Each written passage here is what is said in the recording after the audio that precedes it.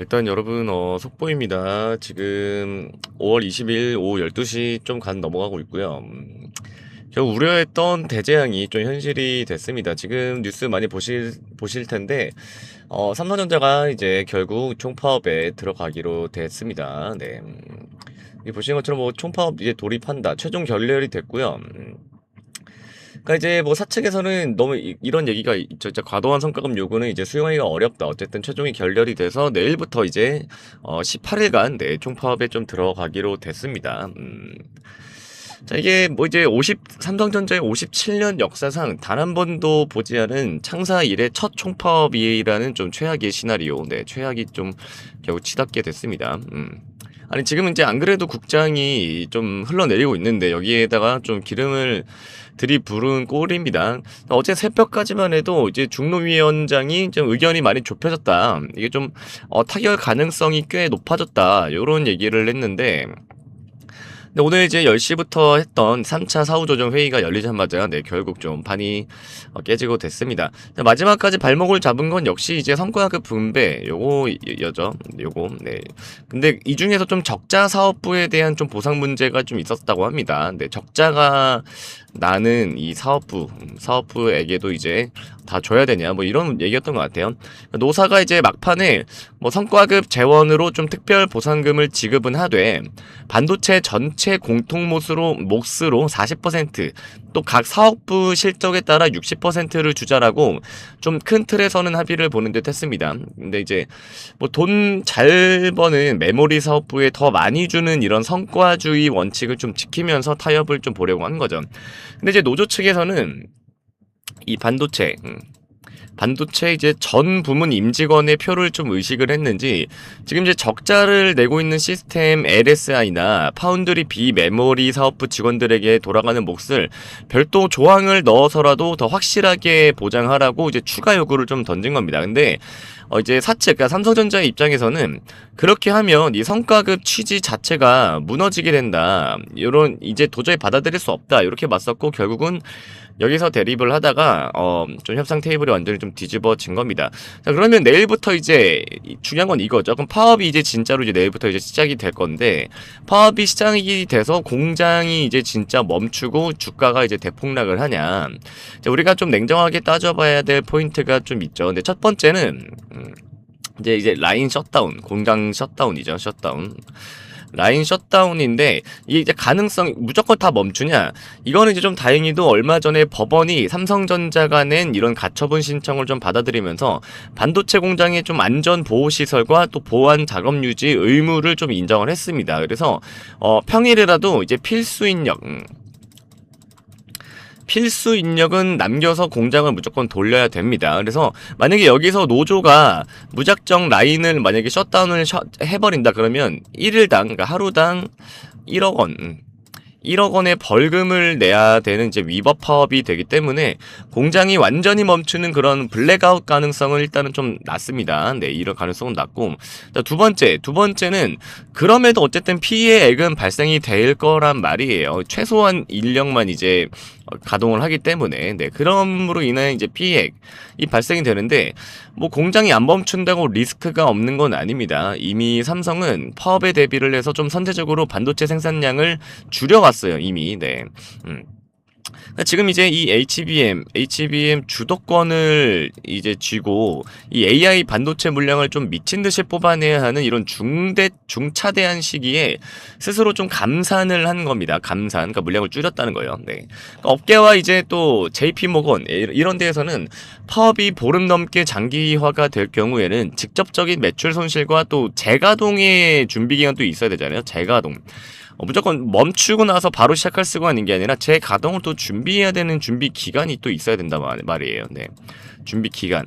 그리고 이제 글로벌 고객사 이탈, 이런 또 신뢰도 하락, 이런 것까지 엮여서 직간접적 손실이 이제 JP모건에서는 최대 이제 100조 원에 좀 달할 수 있다라는 좀 끔찍한 경우까지 나오고 있습니다. 네. 근데 이제 또 세 번째는 또 이게 있죠. 정부의 또 마지막 카드인 이 긴급 조정권이 또 있는데 사태가 지금 이 지경까지 가다 보니까 정부도 좀 가만히 있을 수는 없죠. 지금 김민성 국무총리와 또 산업부 장관이 이제 이미 대국민 담화를 통해 좀 공식으로 경고를 했습니다. 파업으로 이제 국민 경제에 대한 좀 막대한 피해가 오면 이 긴급조정권을 발동을 하겠다라고 했는데, 이 긴급조정권이 발동이 되면 어떻게 되냐? 노조는 이제 즉시 파업을 이제 중단을 하고 당장 30일간 현장에 이제 복귀를 해야 됩니다. 네, 만약에 이걸 복귀를 안 한다, 그러면 이것조차도 이제 위법으로 돼서 전원 이제 형사 처벌에 이제 된다고 합니다. 네, 그러니까 이거를 만약에 긴급조정권을 정부가 이제 발동을 시켰는데 노조가 중단을 안 하던지, 아니면 노조고 전체가 만약에 이 일부만 이제 만약에 복구를 한다든지 해서 뭐 만약에 파업을 이어간다, 그럼 파업에 나간 모든 전원 인원은 다 형사처벌이 됩니다. 네, 그래서 이거는 무조건 지켜야 돼요. 네. 그래서 결국 내일 파업이 좀 강행되더라도 정부가 좀 강제로 멈춰 세우는 이런 좀 초유의 법적 공방으로 좀 번질 가능성이 매우 높아졌습니다. 결국 또 삼성전자가 좀 파업 돌입이라는 역사상 최악의 좀 불확실성 구간으로 좀 진입을 했는데, 지금 이제 매크로 환경도 굉장히 안 좋죠. 미국채 금리가 지금 20 몇 년 만에 최고치를 지금 달리고 있다라고 합니다. 그리고 우리나라 또 환율도 좀 최악의 상태이죠. 네. 근데 지금 이제 내부 파업 쇼크까지 좀 겹친 만큼 단기적으로 주가의 변동성은 당연히 좀 롤러코스터를 탈 수밖에는 없습니다. 근데 뭐 그렇게 많이 심하게 떨어지지는 않는 것 같아요. 기관들이 이제 많이 사 모으고 있기는 한데, 내일부터가 사실 더 중요한 것 같습니다. 그리고 이제 오늘 밤에 미국 연준의 또 FOMC 의사록, 내일, 그러니까 새벽입니다. 내일 새벽 3시에 보통 우리나라 시간으로 새벽 3시에서 3시 반에 발표를 하는데, 내일 지금 미국 연준의 FOMC 의사록 공개, 그 다음에 내일 아침에 노조의 파업 현장 상황, 이런 거에 따라서 좀 주가가 내일도 좀 요동을 칠 테니까, 지금은 좀 절대 무리하게 물타거나 매수 버튼을 누르지 마시고, 리스크가 좀 어디서 진정이 되는지 확인을 좀 하고 움직이셔야 됩니다. 내일도 좀 코스피가 좀 많이 밀릴 것 같다는 생각은 있네요. 네, 여러분 소통방 좀 체크를 잘 해주시면 되시겠습니다. 자, 근데 여러분들 주식시장에서 왜 수익을 못 내는지 그 진짜 이유를 아십니까?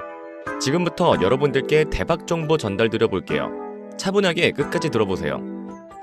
여러분, 오늘도 주식창 보면서 한숨 쉬셨죠? 남들은 다 돈 벌었다는데 왜 내 종목만 파란불일까 자책도 많이 하셨을 거예요. 제가 단언컨대 말씀드리지만 여러분 잘못이 아닙니다. 저 역시 여러분과 똑같은 길을 걸어봤고, 한때는 수억 원의 자산을 시장에 반납하며 밤잠 설쳤던 사람입니다.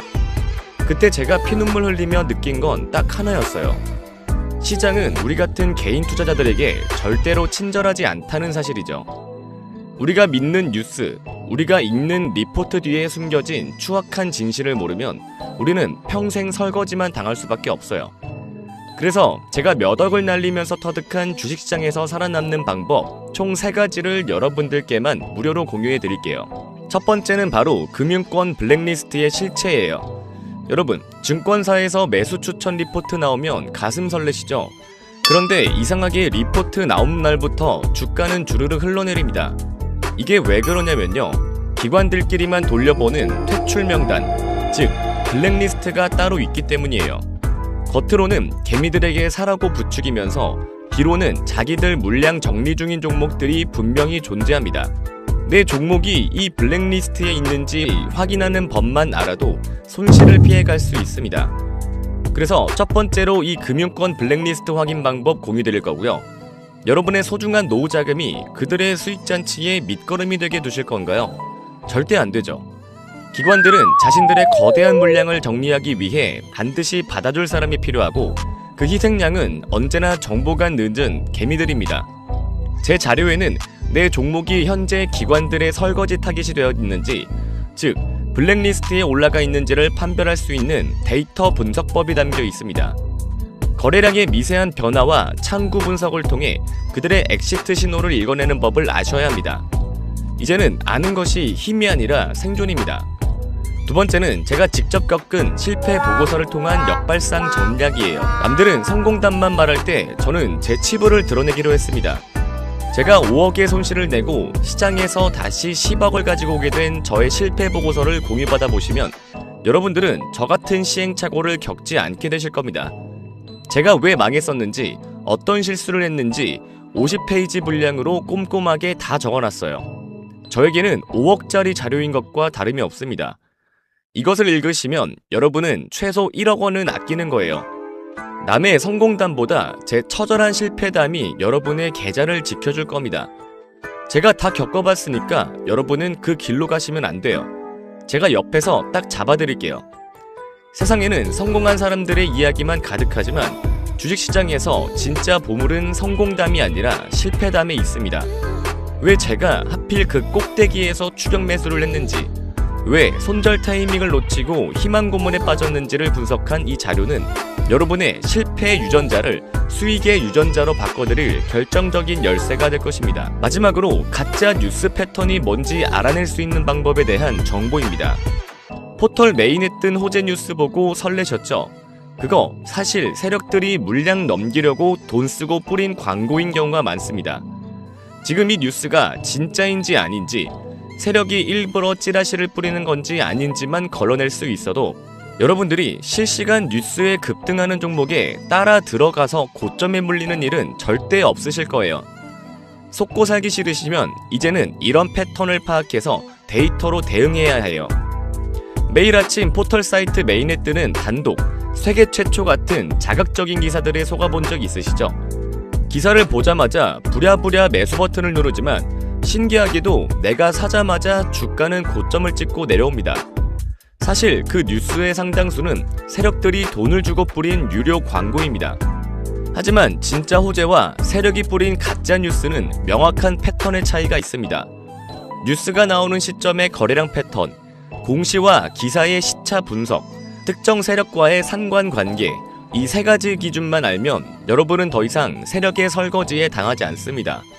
오히려 그들이 뉴스를 뿌리는 타이밍을 역이용해 수익을 극대화할 수 있습니다. 여러분, 주식은 정보 싸움이 아니라 대응의 싸움이에요. 지금 내 종목이 블랙리스트에 있는지, 내가 보고 있는 뉴스가 가짜는 아닌지 불안하시죠? 혼자 고민하지 마세요. 주식시장이라는 거친 바다에서 등대 없이 항해하는 것은 매우 위험한 일입니다. 제가 앞서 말씀드린 저의 모든 자료들을 여러분들께 무료로 공유해드림과 동시에 제가 매일 자기 전까지 다음날 시초가에 급등이 나올 종목들도 선별해서 매일매일 장 시작 전에 무료로 종목까지 공유해드리니까 화면의 번호로 꼭 매수라고 문자 한 통 남겨주세요. 100% 무료니까 일단 당장 내일 시초가 종목부터 확인해보시면 좋겠습니다. 어제와 똑같은 행동을 하면서 다른 내일을 기대하는 것은 어리석은 일입니다. 여러분의 내일이 오늘과 달라지기를 진심으로 바랍니다. 정말로 계좌를 지키고 싶은 간절한 마음이 있는 분들만 지금 바로 문자를 남겨주세요. 선착순으로 자료를 보내드리고 있으니 지금 이 글을 읽는 순간 바로 행동하셔야 합니다. 여러분의 성공 투자를 위해 제가 끝까지 함께 하겠습니다.